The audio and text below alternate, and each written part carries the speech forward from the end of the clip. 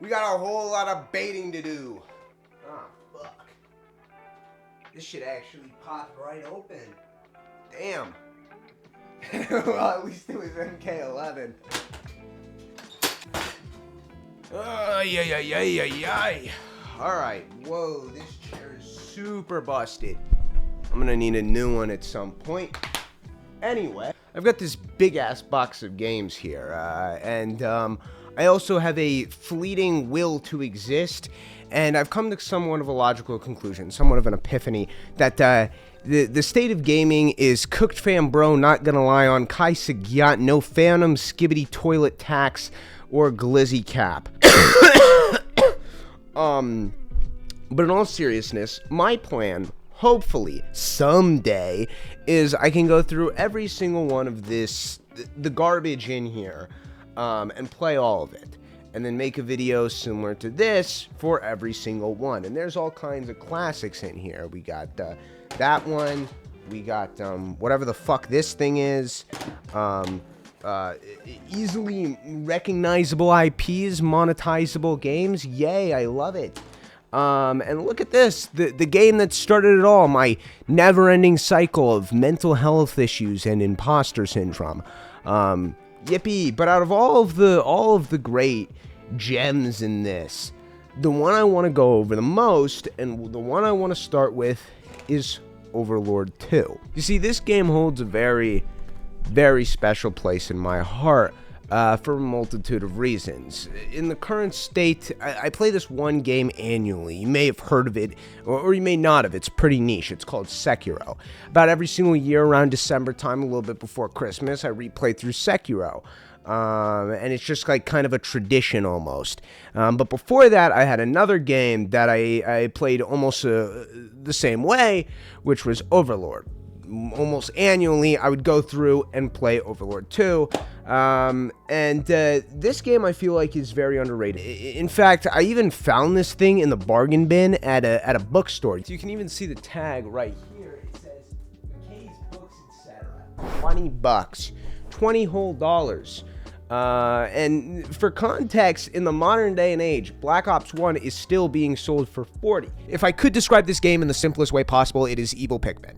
It certainly takes a lot of influences from Pikmin, such as the whole Minions, which work a lot like the Pikmin do in multiple ways. The way they pick up objects is similar, and even a lot of the small stuff like drowning in the water is very similar. And when both of them die, the Pikmins and the Minions have like a sort of similar ghost essence that flies from their bodies. This game certainly does not try to hide the fact that it is clearly inspired from Pikmin and wears it on its sleeve. But while Pikmin is primarily a puzzle game, this game leans more into that action aspect.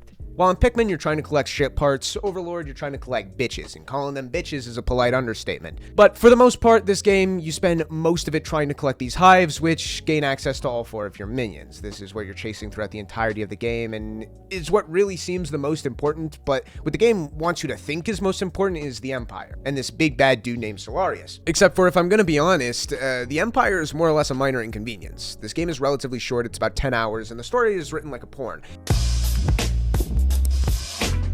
What are you doing, Step Overlord? Pretty much the whole time you're chasing these hives for each of the minions, brown, reds, greens, and blues. And when you get the hives for each of the minions, the game's pretty much over. At no point until the very end of the game does it seem like you're actively targeting the Empire, and you're just going after these hives, and they're just in the way. And Solarius isn't even that much of a villain either. You only see him a handful of times, and he doesn't really do anything. Calling him a villain would be generous, and it's easy to forget he even exists. And I'm sure you know the drill. Browns are melee, reds are the range, but I do want to talk about the greens. Greens are supposed to be your stealth unit, as they have camouflage when they stand still, and if you get behind an enemy, they can jump on their backs, dealing a bunch of damage. They do more damage than pretty much anything else in the game, but they're probably the worst minion overall. The biggest issue is that they're just way too squishy for what they offer, and I think the point of them is they're supposed to simulate the gameplay of Pikmin. The combat in Pikmin is you kind of just throw them onto the enemies, and then they just sort of just do a bunch of damage, and they can be shaken off and attack without being latched onto them, but they're extremely weak, and they're usually going to die in 1 or 2 hits, so you'll have to recall them to throw them again. And in Pikmin, they are extremely squishy, and so are the greens, and the greens can get shaken off too. So while, yes, it's true that the greens are as close as you're probably going to get to the system of Pikmin, the big issue is that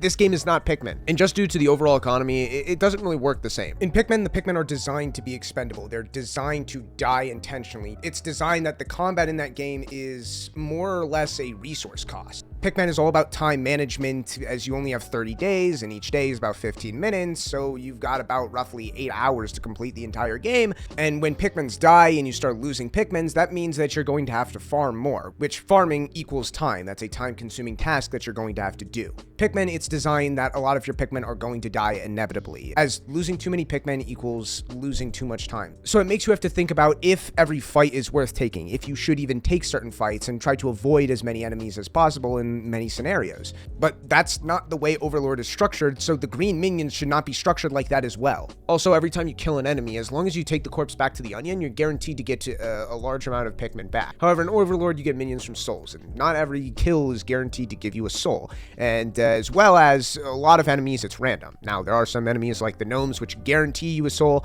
as well as can guarantee you a specific type of soul depending on their color. And mechanically, this only exists so you don't soft lock yourself. Trust me, I did this once as a kid. Somehow, I had every single one of my minions die, so I had to farm gnomes for hours. Those memories still haunt me to this day, and I can't get that piece of my youth back. And on big enemies, usually what's going to happen is the greens will latch on, they'll get shaken off, and you're probably going to lose a couple of them the moment they get shaken off, and you'll have to recall them and then do it all over again. And then for smaller enemies, they're usually going to be in a group, and you'll latch onto a couple of them, and then kill maybe one or two, and then the minion's just kind of standing there in the middle of the fight, and you can't really recall them from that position. So pretty much every single time you use a green minion, you have to expect that they're going to die. They are extremely useful in specific scenarios, but those are scenarios, and they certainly can do a lot of damage, but the moment they're done doing the damage, they're in the middle of the fight, and then they die. This is probably my biggest problem with Overlord from a gameplay perspective, and that's that there should be some more diversity and some more room for different strategies and different players to try and use different things and different minions, and some alternatives in the way to play the games. The greens should be an alternative to browns, but the minions are just so one-dimensional that you're pretty much going to have the same amount constantly. I'm usually going to have a bunch of browns, and then maybe I might have a couple reds, and then you'll have to tag along maybe a 4 or 5 greens and blues, just in case there's an area that requires them, as each minion has certain things that they can go through that the others can't. Reds can suck up and go through fire, blues can swim and suck up this goo stuff, and then greens can go through this green stuff like they have a medical license for it.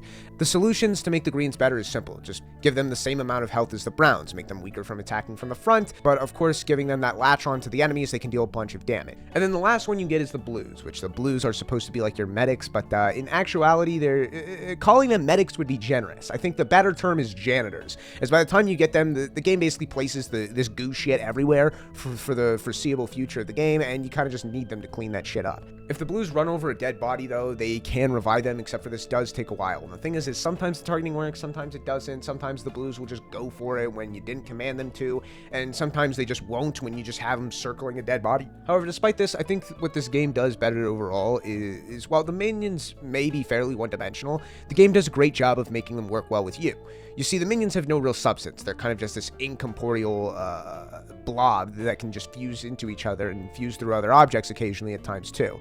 They have no real way of pushing around enemies or creating space for themselves, and that's where you come into play. I think overall the combat is extremely cohesive and overall well designed, by having you complement the minions and the minions complement you back. You see, at the start of the game, you do most of the heavy lifting. You're far stronger than your minions, and they're more there just for moral support. But throughout the game, the enemies get stronger, and you get more health and more magic, but one thing that doesn't increase is your damage. You can get different weapons, which will increase the damage by a small amount, but for the most part, the different weapons really they're more just to add a special status effect. Your main source of damage towards the end of the game is going to come from your minions, as the more minions you have equals more damage. But once again, the minions have no real way of pushing around the enemies, so that's your job. What starts out as the minions are just backup turns almost into a symbiotic relationship, where you need the minions and the minions need you. You're almost like a tank in something like a hero shooter, where your job is to kind of push around the enemies with your large attacks, creating space and opportunities for your minions to do the bulk of the damage.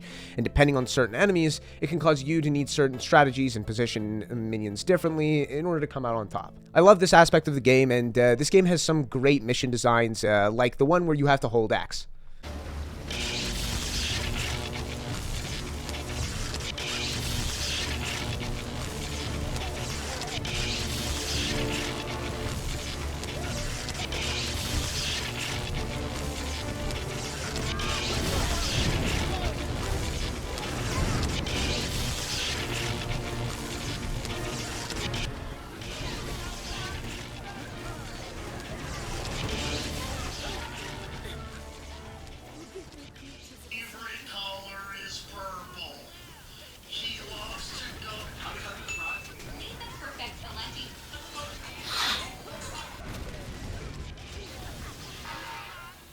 So think of something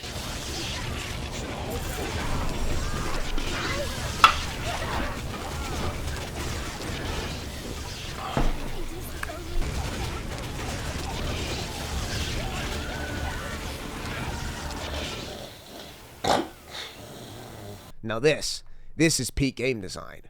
But as you collect all the hives and women and loosely disassociate yourself whenever dialogue starts playing, you're kind of just thrust into the final mission. And this is where the whole game just kind of unravels itself. I don't know what was up with the final mission, but to me it feels rushed. You collect every single hive and finally pretty much everything in the game is unlocked. And it finally feels like now shit just had started. Now it feels like you can cause some real chaos.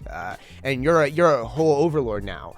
And then the game goes and tells you, oh, well, the game's over, and do this final mission, and you kind of just have to go there and say, like, okay. By this time, the game still has a bunch of loose ends that are not resolved, such as the mysterious woman with magic that seems to be following you throughout the entire game, and Marius, who's honestly been the closest thing to an antagonist, but really hasn't done anything. And Solarius, who is supposed to be the real antagonist, but really hasn't done anything. And then Florian, who is the leader of the elves, and maybe probably the second closest thing to an antagonist, and the closest thing to what an actual hero in this game is, but he really hasn't done anything. And with all of these loose ends that are just kind of hanging there, it's like, well, time to wrap this shit up and kick Solarius' ass, who we've hardly interacted with at all, and don't even have a vague idea on what's his deal and what's going on and what's he want. And at no point does it seem like we really care in the first place, because the whole game we're so self-centered on just collecting these dumbass hives, and our biggest obstacle in our way has got to be the wildlife in this game. I mean, look at every time you go to collect a hive, look at the boss.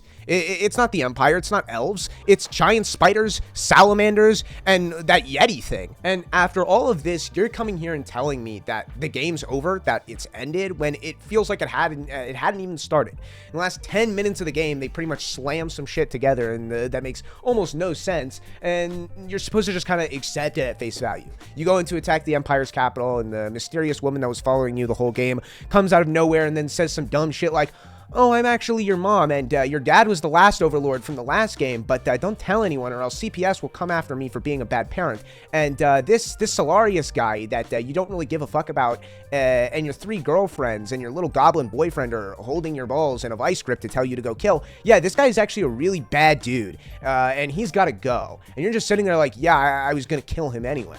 And then you run through some more bad guys, and Florian shows up. Yo, I'm Florian, and I'm actually not dead, and I'm super gay. In fact, I'm so gay that I'm actually the big bad. Yeah, that's right, liberal. I was only pretending to like dick. Your stupid dumbass didn't even know. Right under your dumb blue nose. And he sits there monologuing, acting like I wasn't going to kill him and Solarius in the first place. So this big reveal is really just a 2-for-1 deal, to be honest. And if I'm going to be real, throughout this entire story, and Florian has been probably more of an obstacle than Solarius, and it's probably the biggest obstacle in this game. And given the pace of the game and how late it is, yeah, I get it, it's not really possible to establish Solarius as a real villain and his own entity at this point, but making Florian the villain makes no fucking sense at all. For starters, their biology isn't even the same. Florian is an elf, Solarius is a human, and you can see that Solarius has human ears. Their models and biology are literally just different. And Florian explains the reason on why he's doing everything and why his master plan of essentially collecting up all the magic users, and he's gonna eat all of it like it's some kind of big mukbang video, an ascent to godhood or some bullshit, because he was sad that he doesn't have any magic as an elf, and elves are supposed to have magic. Really, dude? Are they? We are shown no signs throughout the entire game of elves having magic in the slightest. Not to mention, let's be honest, who gives a fuck if you don't have magic? Don't give me this bullshit that, oh, I'm jealous that I don't, given that Florian is basically the leader of the elves, and as far as we know, is the most highly respected elf in their society. Not to mention, with this amazing twist, is also the most highly respected person in human society as well, without even being a human. And this game acts like this is some massive reveal, that Florian acts like he's been manipulating us this whole time, but once again, we've had very minimal resistance from either the elves or the Empire, and they've just been a minor inconvenience for us while we just waltz through both of their uncoordinated ass armies, get their hives, and leave with little consideration of them. As I said, both sides don't even feel like they even care about us, and it seems like the only person who is actively trying to stop us is Marius, who fails miserably at that time and time again. And I mean, like I said, at this point you kind of expect some sort of twist, given that Solarius is so mysterious and they haven't really established him yet. And since at this point you're already going to kick his ass, what you'd assume is it would be Marius. I mean, it's the only person who makes any kind of sense is that Marius is, you know, puppeting Solarius through some kind of voodoo magic nonsense, right? Or, you know, brainwashing him or mind controlling him with, you know, the mask or something along those lines. But nope, it's Florian. It's Florian. And it just makes no sense because there's no foreshadowing for this. There's nothing about this that even sets this up as a good twist. And the only thing we have to go off of on why this twist makes sense is, oh, have you ever seen Florian and Solarius in the same room together? I don't think so. Boom, they're the same guy, confirmed. You know, come to think of it, I've never seen Scott the Woz and Donald Trump in the same room either. And the funniest part about this is this game is even self-aware. It even knows that Marius would make more sense. Oh, dude, shut up, Marius! Sorry, Lord. Anyone would think you were about to take over the world!